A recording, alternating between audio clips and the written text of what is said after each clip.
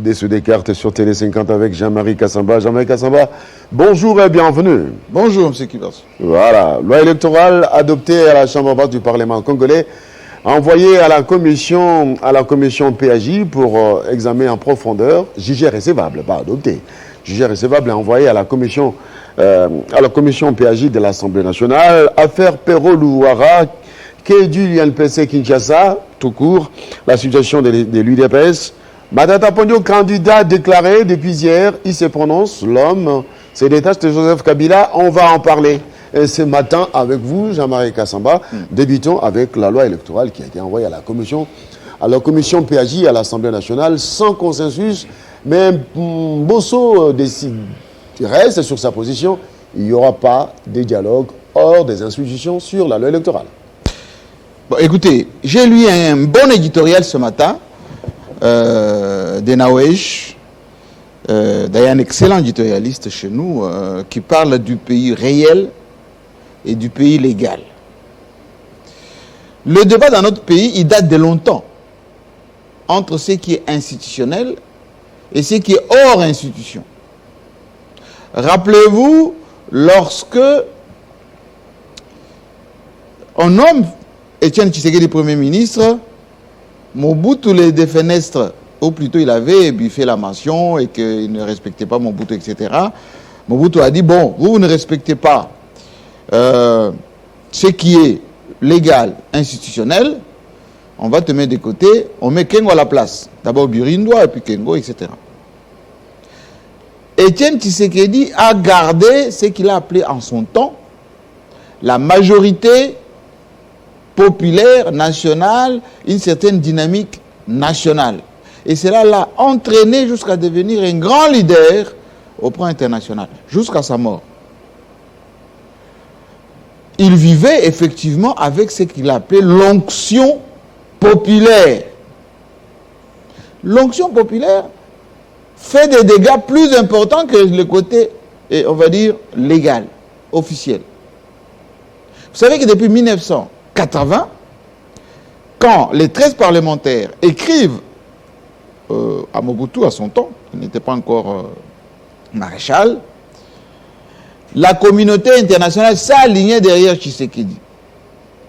Les sanctions contre les Zaïre, la dégénérescence de l'économie, il y a eu même des caucus, des Américains qui sont venus ici, etc.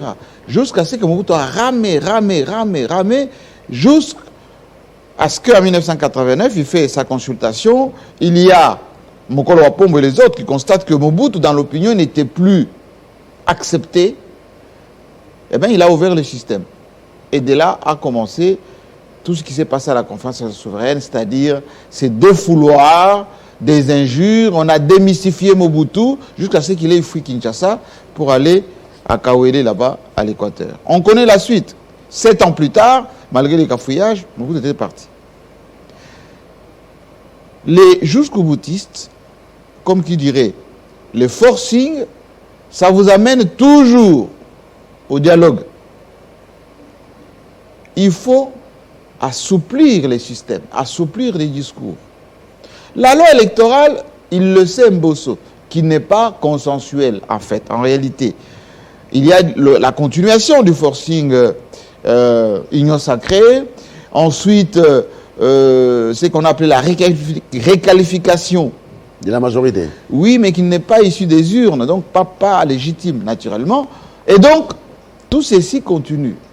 Mais avec quelque chose de pervers dans tout ceci, c'est que plus vous créez un système qui n'est pas, on va dire, apaisant, consensuel, etc., plus le résultat que cela va condamner après élection sera contestable et sujet à beaucoup de crises d'illégitimité. Alors, est-ce qu'on ne joue pas à l'usure du temps pour gagner en termes de temps avec les glissements? Parce qu'accorder les dialogues aujourd'hui à l'opposition, c'est vider la substance. Mais je vous explique que le glissement ne peut pas profiter à Félix Tshisekedi pour un premier mandat. Le glissement profite toujours pour le deuxième ou probablement troisième mandat. Pourquoi? Parce que la population va dire, il est venu avec des valeurs démocratiques, d'alternance, de respect de la Constitution. Lui-même, il ne peut pas trucider cela, ne pas être le fossoyeur de cela. Et c'est pour ça qu'il voit que le discours officiel du Premier ministre, hier encore, le ministre Mouyaya l'a dit, on va organiser les élections dans le délai constitutionnel. Mais tout le monde sait que le paramètre ne concourt pas à des élections dans les délais constitutionnels. Tout le monde le sait. Et personne ne le dit avant. Pourquoi? Parce qu'il ne faut pas dénaturer ce que je viens de vous dire. Autrement dit, si Mbosso, ce qu'il est en train de faire, est en train de, pour préparer, on va dire, le clan de Tshisekedi, pour que le clan d'en face, qui sera contestataire, ça va de la société civile jusqu'à tous ceux qui vont être consternés, comme Jean-Pierre Bemba, par exemple. Vous voyez qu'on n'a pas à extirper la disposition qui exclut celui qui a été condamné. Ça veut dire qu'il est mis de côté, on va dire, d'une manière stratégique. Même si Katumbi a pu réussir, parce que c'est ça, a fait un discours beaucoup plus musclé pour renvoyer dans les cordes Pouloulou et compagnie, eh bien, ce n'est pas encore fini pour la mise à l'écart de Katumbi. Matat, on en parlera tout à l'heure. Il a anticipé pour se bunkériser avec candidature à l'élection présidentielle. Et donc, tous ces gens-là, ils vont en quelque sorte constituer le front, comme ce qui s'est fait à Genval. Et qu'on le dise aussi à haute voix, Genval a fait mal à la majorité d'alors. C'est Genval qui a fait qu'on a pu avoir le dialogue de Kodjo à l'Union africaine. Genval a poussé. C'est Genval qui a fait que quand ils sont revenus à Kinshasa, eh bien, malgré ce qui s'est passé à l'Union africaine, la communauté internationale et les autres ont dit non, il faut voir Tshisekedi et ceux qui sont restés à limiter pour donner le dialogue de la SENCO. Et donc, les jusqu'au boutistes, comment dire, les faucons, ne rendent pas service au président de la République. Les faucons ne rendent pas service, pourquoi? Parce que quand ils disent il faut y aller, dans ce pays on a toujours contesté, c'est pas grave, il n'y a jamais eu consensus, ils finiront par s'y ranger, ou plutôt les gens viendront à nous, parce que c'est nous qui aurons la signature, eh bien c'est sans compter avec l'existence, enfin l'existant, les bilans, les sociales, l'insécurité, pour ne pas dire la guerre, parce qu'on n'a pas encore déclaré la guerre à personne. Et donc, c'est pas bon.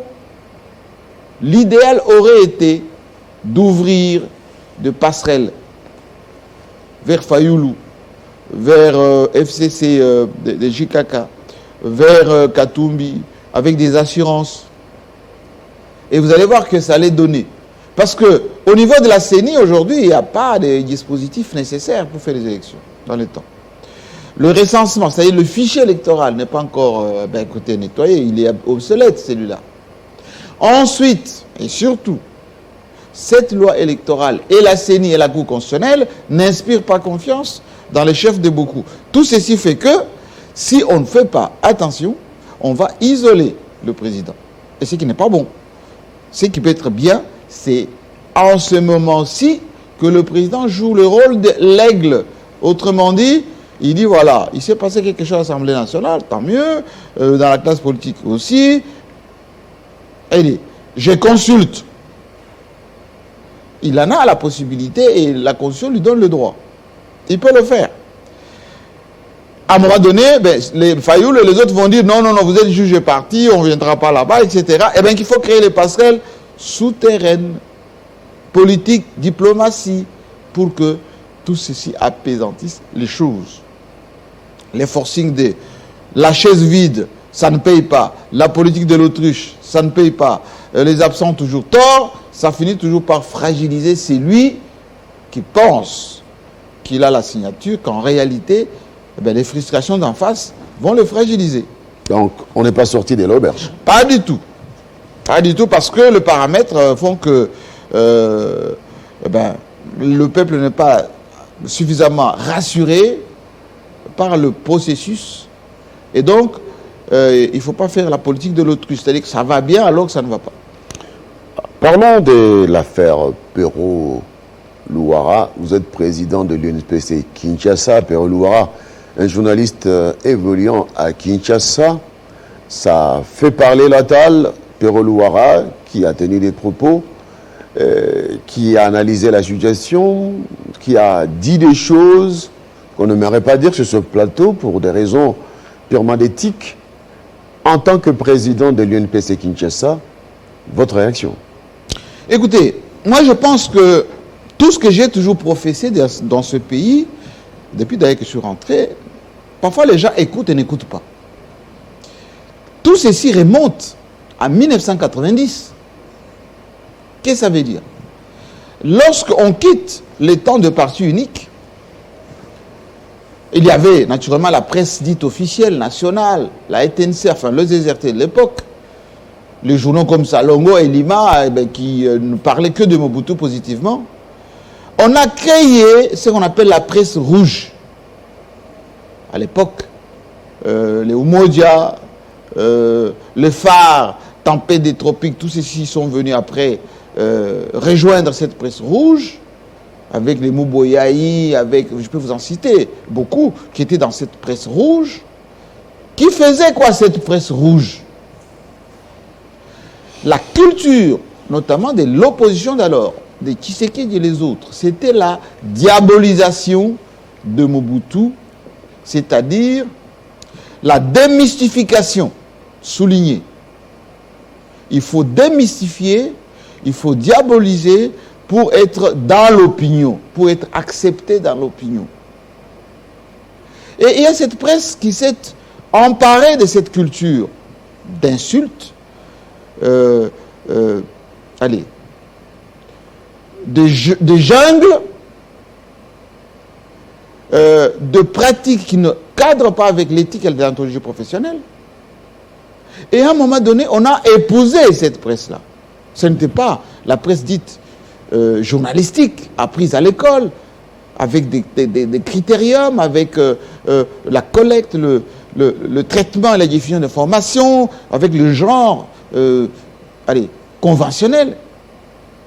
On a trouvé dans l'opinion que c'était normal d'insulter le président de la République, de le démystifier, de le mettre à nu, de lui traiter de tout. Qu'est-ce qu'on n'a pas dit sur le maréchal Mobutu? Y compris sa propre maladie. Vous savez qu'il y avait même la monnaie ici qu'on appelait prostate. La monnaie. Prostate, c'était quoi? La maladie de Mobutu. Il est mort du cancer de prostate. Ça n'a offusqué personne. Enfin, une bonne partie. On a traité Mobutu de monstre. On a traité Mobutu qui n'était même pas la mère, le fils de son père. Enfin, tout le monde disait qu'on ne connaît pas le père de Mobutu. Qui m'a né en 1928, Mobutu né en 1930. C'est pas normal. Mobutu, c'est un centrafricain, soudanais, etc. On trouvait que démystifier Mobutu était normal. On arrive avec Mouzé, Laurent Désiré Kabila. Lui n'a pas eu beaucoup de temps. Mais aussitôt qu'en 1998, il s'est de Rwandais, il a été traité de dictateur, etc. Vous savez, la danse là qu'on appelait... allez, j'ai oublié. Bébé Iko? Non, la danse à l'époque qui était ici, on singeait la démarche de Mouzé. Ici à Kinshasa. Mais son fils, quand il arrive, président de la République, en 2001, qu'est-ce qu'on n'a pas dit sur Joseph Kabila, Kabange? Ce n'est pas le fils de son père, rwandais. Son père s'appelle Kanambe. Les enfants qu'il a là, les enfants, Sifa et Laurent Désiré, non, ce sont les enfants d'Éric Lengue. Ce n'est pas ses enfants. Il n'a pas été à l'école. Il passe tout le temps avec Nintendo. Il était chauffeur de FAO. On a tout dit sur Kabila. Et les gens trouvaient que c'était normal. Et on le disait, y compris par lui-même, Perrault. Quand il a été avec, comment dire, digital, etc., vers la fin. Mais il y a des députés qui sont élus aujourd'hui parce qu'ils avaient comme culture l'insulte, la démystification, la diabolisation. Ils sont élus au Parlement. Aujourd'hui, cette culture adoptée autrefois, ces gens-là pensent, ou plutôt ceux qui ne sont pas d'accord avec le président de la République, parce qu'ils sont issus de la culture de 1990, ils ont vu leur père, leur grand frère faire tout cela, ils le font. Parce que Perrault est petit frère de tous ceux qui font tout cela. Ils le font vis-à-vis du président de la République. Il y a naturellement réprobation. Moi le premier. J'ai toujours dit qu'un président de la République, ça se respecte. En tant qu'institution, en tant qu'homme, ça se respecte. Du point de vue de l'éducation, du point de vue de principe, du point de vue, allez, de mieux vivre ensemble. Il y a un bonhomme, un monsieur, enfin, je ne sais pas comment on peut l'appeler, qui se présente comme étant le communicateur officiel ou privé. Moi, je sais qu'il n'a rien à voir avec le président, qu'il vit loin, là-bas aux États-Unis, et que, comme tous les ressortissants du Kasaï, il essaie de s'approprier Tshisekedi, etc. Il insulte, alors dans des termes crus, les officiels, y compris votre serviteur. Je n'ai pas vu une condamnation, on va dire officielle, ou plutôt de certains appareils proches du président, pour dire on se désolidarise de ces propos et ce type ne représente rien. Sauf Lokabwanga, qui l'a fait il y a à peine 2 jours, parce qu'il a lui-même il a été insulté. Les jeunes gens qui ont posté des vidéos contre Kamera à son temps, contre Mabunda à son temps, contre, il n'y a jamais eu de reprobation contre ce genre de pratiques. On trouvait que c'est normal. Donc on a laissé la situation s'enliser. C'est-à-dire que cette culture de démystification, d'insulte, c'est ancré dans cette devenu société. Normal. Alors, moi, président de l'UNPC Kinshasa, je condamne. Je condamne comme j'ai condamné hier. Quand je disais aux gens, n'insultez pas Joseph Kabila, c'est un président de la République. Il disait non, Kabila il tue les gens, Kapanga et compagnie, c'est pas normal, il ne mérite pas notre... Aujourd'hui, on se rend compte que Félix Tshisekedi, c'est le président de tous les Congolais, président de la République, en tant qu'homme, en tant que père de famille. Kabila était père de famille. Il avait 2 enfants, il avait, etc. Mais on l'insultait tellement qu'à un moment donné, les gens ont oublié qu'il était père de famille. Et Félix Tshisekedi, il est père de famille, et des grandes familles. Chez nous, au Kasaï, chez Balouba, chez nous, à Kabé, le papa, le foumou, comme on dit, foumou. Moi, je suis chef coutumier là-bas, à Kabé, chez nous, là-bas, là-bas. Capitaine de notre village. Eh bien, un foumou, c'est un foumou. Ça se respecte. C'est pour ça que j'ai demandé à notre commission de discipline. Je n'ai pas attendu que personne me dise quoi que ce soit. Il y a déjà une procédure de convocation de M. Perrault à la commission de discipline de l'UNPC Kinshasa. J'étais hier dans la salle avec le ministre Mouyaya, à qui j'ai dit, je condamne ce qui est en train d'être fait. Mais il faut que ça change. Il ne faut pas seulement trouver dans le chef de Félix Tshisekedi la victime ou la personne qui est aujourd'hui vilipendée. Il faut regarder aussi ce qui se passe ailleurs. L'équité, c'est aussi cela. Lorsque les jeunes gens, jusqu'aujourd'hui, continuent à traiter des gens qui ont dirigé ce pays dans des termes, on va dire, indécents. Matata Mpogno, oui, mais il a planté les maïs à Bukangalonzo, il a récolté l'université là-bas chez lui, sans connaître la vie de Matata Mpogno. Kamer est la même chose, c'est un petit voleur.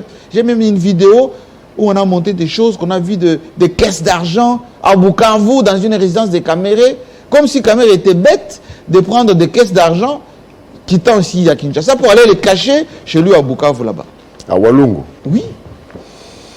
J'ai vu comment on traite Moïse Katumbi, qui est aussi père de famille, gouverneur, homme politique. Il faut voir dans les termes. On parle de son père, on parle de lui-même. Enfin. et Joseph Kabila. Jusqu'aujourd'hui, il n'est pas président de la République. Mais on lui attribue tout. On l'insulte encore qu'il n'est pas président de la République. Et on n'est pas à même de condamner ça. Ce que vous reprochez à l'autre, comme on dit chez moi en Chilouba, quand tu vois dans l'œil de ton voisin, tu vois une petite paille comme ça, en fait, un petit grain de sable. Mais tu ne regardes pas le gros paille qui est dans ton œil. C'est ça que tu ne comprends pas. Ce qu'a fait Perrault, c'est consécutif à ce que j'ai toujours dit. Nos jeunes gens, ou plutôt la presse rouge, parce que maintenant on commence à la faire manger. Elle mange mal. Les Blancs, quand les Sénènes André Mirado, quand les Ahmed Ben Yamed de Jeune Afrique, ils venaient chez Maréchal Mobutu ici. Ils repartaient avec des cartons d'argent, des millions de dollars. Il y a un journaliste de Figaro qui avait écrit un livre pour Mobutu, mieux pour ne pas le citer, d'Unité pour l'Afrique. Eh bien, on lui a donné des millions. Jamais on a vu ce type-là en train de déblatérer, comme Mobutu était l'alpha et l'oméga du monde entier. Les jeunes gens aujourd'hui, on leur donne des miettes. Mais ils vont se transformer en troubadours. On va dire, plus que le roi lui-même. Mais il mange mal, comme on peut dire trivialement. Il mange mal. Il mange peu, il crie beaucoup. Vous pouvez faire de la communication pour quelqu'un tout en restant sobre. Alors, l'UNPC va... L'UNPC l'a déjà convoqué. C'est pour ça que je demande à ceux que les gens qui veulent l'invective, il faut absolument le retrouver, il faut absolument le punir. C'est une fausse démarche. On va le victimiser, on va en faire un héros national. Là, les ambassades, ils vont sauter dessus, ils vont le récupérer, ils vont l'exfiltrer du pays, si ce n'est pas fait. Et dès là où il sera, il va être grand monsieur. Et là, il va poster des vidéos. Aujourd'hui, avec les réseaux sociaux, on n'a pas besoin. Bokecho premier, là, ou Bokecho, ouais, en Bokoma. Il fait du mal tout en restant en Belgique. Pourtant, il n'est rien du tout, Bokecho. Lui, intellectuellement, Perrault, il peut faire mal parce que non seulement il a un bon langage, il peut utiliser les termes journalistiques. Et tous ceux qui sont contre Tshisekedi vont l'approvisionner suffisamment. Même y compris du camp. Même c'est du proche de Tshisekedi. Parce que hier, ceux qui entretenaient les combattants contre Kabila, c'était les proches de Joseph Kabila. Aujourd'hui, on sait que dans l'entourage de Félix Tshisekedi, beaucoup jouent le double jeu. Et il ne faut pas faire de Perrault Louara ce qu'on appelle ces journalistes anti-système, anti-Tshisekedi, pour chasser. Les Blancs n'aiment que ça. Les Occidentaux vont sauter sur l'occasion et vous allez voir qu'il aura des papiers facilement, il va avoir le système de circulation facilement. Alors que le genre journalistique qui est adopté, pas seulement par lui, il y en a d'autres ici à Kinshasa, qui se mettent devant leurs petits caméscopes, leurs petits téléphones, qui commencent à vomir des choses qui n'ont rien à voir avec le journalisme. Et donc je pense que c'est les lieux d'appeler ces journalistes de Kinshasa, que moi je préside, je dirige, attention à ce que vous faites. Si vous êtes du côté de l'opposition, vous voulez analyser ce qui se passe du côté du pouvoir, faites-le avec des termes journalistiques, avec le genre journalistique, tout en respectant l'éthique et la déontologie professionnelle. Mettez au conditionnel les cas échéants, mais ne vous exposez pas aux poursuites. Parce que le jour où on va vous prendre, moi, président de l'UNPC Kinshasa, je ne suis pas là pour blanchir, excusez-moi du terme, des imbécilités. Voilà. Que vous soyez du côté de la majorité, autrement dit, du pouvoir. Il ne faut pas comment dire, déverser dans les médias des humiliations, des imputations dommageables. Comme quoi on a dit, Kabila, il contrôle l'économie, il a des sociétés de distribution, c'est lui qui... Sans en avoir le preuve. Sans en avoir le preuve. Parce que vous le dites, oui, je dis comme ça parce que je suis protégé par le pouvoir, personne ne va m'amener en prison, même si on m'amène en prison, on va me sortir de là. Mais la roue, elle tourne. La roue, elle tourne. Donc, il faut faire attention, appliquer on va dire, la technique journalistique, faites des commentaires, des analyses, ce n'est pas interdit, mais ne tombez pas dans ce qu'on appelle les travers de la presse rouge, qui ne datent pas d'aujourd'hui, qui datent des années 80. Alors, Perolouara est convoqué par l'UNPC parce qu'il y a eu plainte ou parce que l'UNPC se sent indigné par ses propos? Parce que l'UNPC a des principes, il y a de l'autosaisine. Nous ne pouvons pas laisser, je suis le président, le rapporteur de la commission du suivi des États généraux de la presse. Et donc, nous sommes là pour d'abord prévenir. On provient sur les travers. On a constaté que c'est que M. Louara a dit, ça a débordé, ça n'a rien à voir avec le genre journalistique. Il est convoqué quant à ce. S'il est encore au pays, il le sera. S'il ne le fait pas, on va monter encore d'un cran. Quand bien même, il sera hors de pays, et donc, il ne pourra plus bénéficier de la couverture journalistique de l'Union nationale de la presse du Congo. C'est comme ça et pas autrement. Nous allons continuer à assainir le nouveau narratif dont parle Patrick Mouyaya. C'est aussi cela. Hein? La salubrité médiatique réclamée par Félix Tshisekedi, c'est aussi cela. Et il l'avait dit d'ailleurs dans son mot de clôture, qu'il ne va pas aliéner les libertés de la presse. Aliéner, ça veut dire qu'il ne va pas empêcher l'analyse journalistique, la critique. Mais il appartient aux journalistes de faire leur mea culpa pour dire nous sommes d'abord des professionnels, des citoyens. Le journalisme, ce n'est pas une carte blanche donnée à n'importe qui du pouvoir ou de l'opposition pour dire tout et son contraire. Alors, parlons cette fois-ci de l'UDPS. L'UDPS, après Kabound, eh bien, ça semble aller mal pour le secrétaire général Kabouya. Enfin, l'UDPS, on ne comprend pas. Voici Augustin Kabouya, qui est aujourd'hui secrétaire général de l'UDPS. Il est en train en ce moment de rassembler d'abord le fief de l'UDPS. C'est quoi? C'est le Grand Kasaï. On ne comprend pas ce que décide Augustin Kabouya en tant que secrétaire général de parti n'est pas respecté par soit les indépendants affiliés, soit les gens de la majorité dite sacrée, l'union sacrée. Par exemple, il vient de recevoir Denis Kambaye qui est le président du Grand Kasaï. Denis Kambaye, d'ailleurs, nous avons, là, il avait reçu à son cabinet, je pense, Augustin Kabouya, pour d'abord les retombées de ce qui s'est passé à Lubumbashi. Malheureusement, Denis Kambaye n'était pas invité à Lubumbashi. Et je pense qu'aujourd'hui, Denis Kambaye doit jouer son rôle de celui qui préside cette grande communauté de ce grand Kasaï. Et ça part des cabines jusqu'à Chikapa, jusqu'à Lusambo là-bas.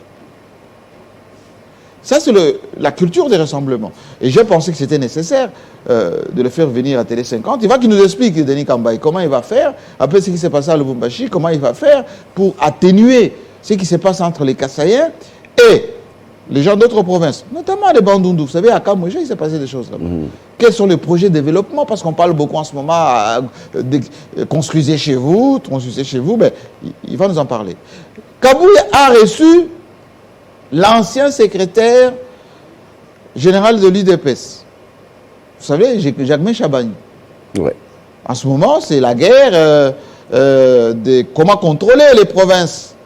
Chabani a pris l'avion, je pense, pour aller au Maniema là-bas, ou plutôt à Tanganyika. Voilà, ça c'est mes sources. Il a pris cet avion pour aller là-bas, pourquoi? Parce que l'UDPS est en train de conquérir l'intérieur du pays. Et Kabouya, je pense, il est au four au moulin pour maintenant mobiliser les siens pour aller conquérir l'intérieur du pays. Il avait aussi reçu, Kabouya, Moïse Kassange, ancien gouverneur du Kasaï oriental, qui a été à un moment donné vilipendé. Voilà, il est là, Moïse Kassange. Vilipendé à l'époque par les fascistes, etc. Il est devenu même plus fasciste que ceux qui étaient là avant. la dynamique politique, naturellement. Ouais.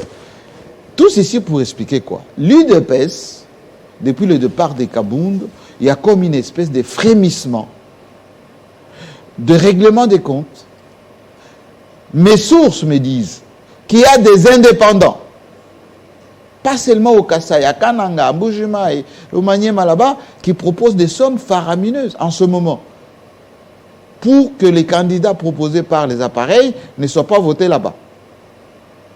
Mais Félix Tshisekedi avait en son temps condamné la corruption en ce qui concernait les élus, plutôt les élections au Sénat. On avait même suspendu à un moment donné la publication des résultats.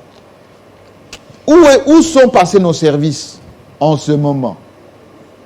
Les procureurs qui doivent s'autosaisir en ce moment, que les indépendants, notamment à Kananga, notamment au Maniema, notamment dans beaucoup de provinces, ont amené des millions, des centaines de dollars, pour ne pas dire des milliers de dollars, en province, qui 5 000, qui 10 000 aux députés provinciaux pour se faire élire là-bas. Comme si un gouverneur est devenu quelqu'un qui va faire du business pour s'enrichir. Parce que tous ces gens, ils veulent être gouverneurs, pas pour développer, mais pour jouer un rôle de prédation. C'est le moment que l'IGF doit se préoccuper un peu de tout cela pour savoir d'où vient cet argent. La brigade financière, l'ANER, les services spéciaux. L'UDPS a besoin d'une certaine discipline. C'est l'UDPS le soubassement de Félix Tshisekedi. On ne comprend pas. On ne comprend pas. Que Augustin Kabouye, qui est aujourd'hui secrétaire, on va dire, qui régente un peu tout. Parce qu'à l'époque, Kabound ne lui avait pas donné la signature. Kabound avait le mandat. Lui, il était un peu là. Il gérait ni l'argent, ni quoi que ce soit. Kabound plaçait ses gens de gauche à droite. Et puis aujourd'hui, il est un peu la bête noire de Kabound parce que les amis d'hier sont devenus, pas des ennemis, mais presque les adversaires d'aujourd'hui. Si l'UDPS ne fait pas attention, la machine qui arrive va secouer l'UDPS. Quelle machine? Matata Mponyo, avec son LGD. Leadership, gouvernance, développement. Matata Mponyo, c'est un homme structuré. C'est un homme organisé, jusque dans les moindres détails. Matata Mponyo, ce qui s'est passé hier, c'est comme qui dirait, en Europe, on parle de coming up. Qu'est-ce que ça veut dire? Il s'est dévoilé. On le soupçonnait, Matata Mponyo, à l'époque, quand il était au PPRD. Ah non, il ne joue pas franc jeu. Est-ce qu'il a créé un parti politique? Est-ce qu'il était candidat président de la République? Aujourd'hui, il est effectivement chef d'un parti politique. Vous voyez, maintenant on sait pourquoi il portait la cravate rouge et blanc. Chemise blanche, cravate rouge. Son parti, c'est les rouges et blancs. Un peu comme Caméré, comme Bahati, comme... je vais vous en citer comme ça, les pays. PT. Comment? Parti travailliste. Oui, Matata Mponyo. Mais ce qui a été hier extraordinaire, c'est que c'est la salle a refoulé du monde. Il y en avait autant à l'intérieur qu'à l'extérieur. Matata Mponyo a présenté son parti. Regardez Mouzé. Il a rendu hommage. Oui, on était invités pour constater tout cela en tant que patron de presse. Et on a vu tout ceci de près. Et donc, ce qu'a fait Matata Mponyo, c'est la fois à double titre pour lui. Un, il s'est libéré des appareils à l'époque du PPRD.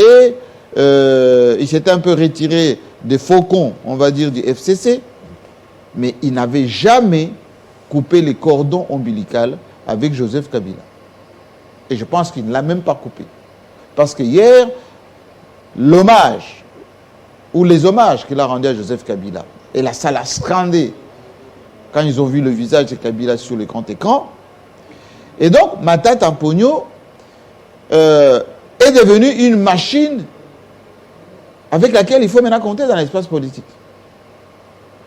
Bahati fonctionne, on va dire, en souterrain. C'est un funambule. C'est quelqu'un qui qui travaille dans le réseautage, notamment sur le plan national. Mais Matata fait le deux. Matata avait placé dans les entreprises, dans le système de gestion, dans les appareils administratifs, etc., beaucoup de gens. Quand il était au BCECO, quand il était ministre des Finances, quand il est devenu Premier ministre, tous ces gens-là, à la cravate rouge, ils sont là.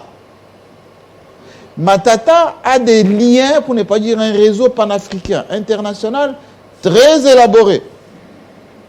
Et donc, il suffit qu'il actionne tout cela. Et puis, l'un des atouts de Matata, c'est la jeunesse. 80% de ceux qui étaient dans la salle étaient des jeunes de moins de 25 ans. Même celui qui a été président de ce congrès, un jeune de moins de 30 ans. Et il mise sur cette jeunesse pour que son message passe. La jeunesse, c'est quoi?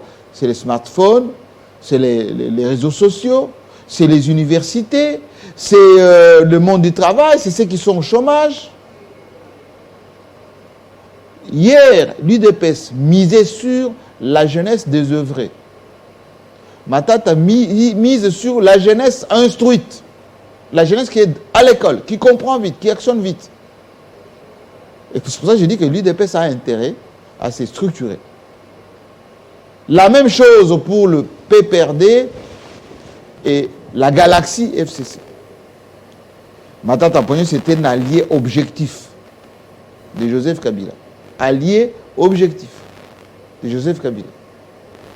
Il s'est émancipé et il faut que les autres s'organisent au lieu qu'ils dorment, pensant que l'héritage de Joseph Kabila ou la dynamique de Joseph Kabila va tout faire. Il faut qu'il travaille. Matata fait des réunions dans toutes les universités. Il a même une école de leadership. Et c'est comme ça que l'idéologie de leadership, de bonne gouvernance, de développement est injectée dans l'opinion. Et donc, les juridismes, c'est la guerre juridico-politique qui était enclenchée contre Matata, va en quelque sorte encore le propulser si les gens s'acharnent à le faire. Pourquoi? Parce que tous ceux qui ont été victimes de l'acharnement judiciaire, eh bien, ils sont sortis par la grande porte. Le Mandela, le Abdoulaye Wade, Laurent Gbagbo, je peux vous en citer. Même Lumumba. On est venu chercher Lumumba en prison alors que tout le monde était à Bruxelles à la table ronde. Il est passé de la prison à la table ronde. Allez, pas plus près de nous ici. Bruno Tshibala, il était à Makala. Parce que l'état des lieux était fait que il fallait composer avec l'UDPS, officiel ou officieuse. On a nommé Bruno Tshibala Premier ministre. On est parti chercher à Makala. Oui. Quelques jours plus tard, il est passé par Télé 50. Quelques jours plus tard, il est devenu Premier ministre. Alors, Matata Ponyo se prononce candidat à l'élection du cycle électoral de 2023. Mais est-ce que Matata Ponyo ne se prononce pas pour, n'est-ce pas, désormais, lorsqu'on l'invitera, il va porter cette casquette de candidat président. Il est déjà candidat président. Oui, il est candidat président. Oui. Mais l'invité s'il est invité par la justice congolaise, ça sera à double casquette cette fois-ci, parce qu'il s'est donné une autre je dirais même, statut d'homme politique, candidat président de la République. Eh bien, les officines peuvent interpréter ça mal. Je vous dis que ce qui a grandi Moïse Katumbi, c'est lorsque Katumbi est devenu candidat président de la République avant l'heure. C'est un narratif qui fait mal. Lorsque un politicien se déclare candidat président de la République, il se met au même niveau que le président de la République en fonction. Il devient son challenger et tout ce qui peut être fait contre lui devient de l'acharnement. De l'acharnement et de la guerre politique. Ça s'est vérifié avec Laurent Gbagbo et Houphouët-Boigny. Ça s'est vérifié avec Etienne Tshisekedi et le maréchal Mobutu. Ça s'est vérifié avec Sassou Nguesso et Lissouba, même Sassou Nguesso était ancien président, mais je peux vous le dire, ça s'est vérifié avec Guillaume Soro en ce moment, avec Ouattara, et Matata Mponyo, désormais candidat président de la République. Tout ce qui va être fait contre lui sera fait parce qu'on veut l'empêcher pour qu'il soit candidat président de la République. Et c'est pour ça que j'ai dit que je conseille à ceux qui pensent qu'on peut diminuer Matata Mponyo pour qu'il ne soit pas un challenger en 2023 sur le plan judiciaire, que c'est une fausse route, c'est une mauvaise stratégie. La bonne stratégie, c'est de les rencontrer sur le programme politique, sur les actes qu'il peut poser aujourd'hui, qui peuvent le fragiliser demain. Parce que là, ça va être quoi? L'association des candidats présidents de la République. Katumbi, candidat président de la République, allez, pourchasser parce qu'on veut passer par la double nationalité, pour ne pas dire de père et de père et de mère, etc. Jean-Pierre Bemba, candidat président de la République, on veut le mettre de côté parce qu'il a été condamné à la CPI. Et voilà. Vital Kamere, candidat président de la République, même si ce n'est pas encore prononcé. Oui, il a été condamné. D'ailleurs, son cas judiciaire aussi longtemps qu'on n'a pas encore réjugé cette affaire. On peut le réchauffer à tout moment. Donc, il faut qu'il soit dans les rangs, sinon, il aura des soucis. Bati Lukwebo, candidat président de la République. Même s'il a dit qu'il va s'aligner derrière Tshisekedi, mais on sait que c'est un Maradona, entre guillemets. À un moment donné, il va dire, oui, allez, je prends ma liberté parce que je suis brimé, comme il a l'habitude de se victimiser à chaque fois. Et donc, c'est un stratège. Et donc, tous ces gens constituent un danger pour 2023. Et donc, il faut plutôt fonctionner autrement. Fonctionner autrement, c'est-à-dire sur le plan du bilan. Le bilan, c'est le bilan qui peut tuer tous ces gens en tant que candidat président de la République. Un bon bilan. 2, il faut qu'il y ait la suprématie de l'application du droit. L'état de droit dont parle Félix Tshisekedi. C'est la suprématie de cela. Le droit intemporel. Vous savez, il y a une lettre là, que Kaka a dit, c'est un fake news qui est sorti sur l'affaire Matata. Ouais.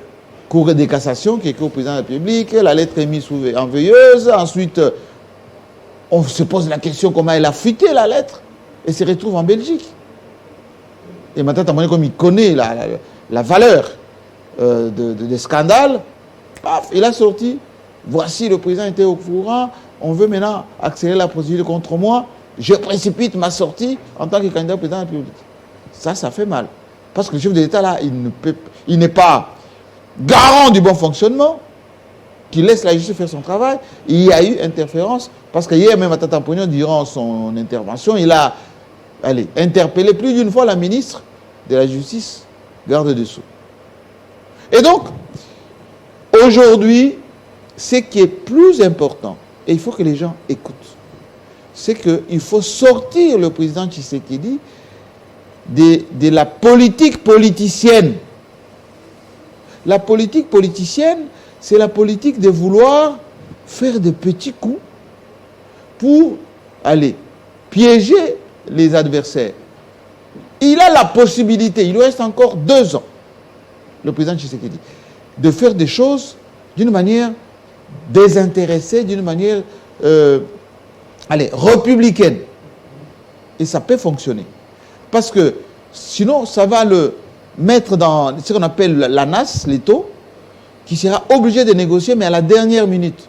Comme ça a été le cas de Joseph Kabila à la Senko, où ses propres hommes ont signé, parfois contraints et forcés, que le président des rassemblements devait venir de l'opposition, que le premier ministre devait venir de l'opposition, que le président en cours, en exercice, ne pouvait pas se représenter, un certain nombre de choses.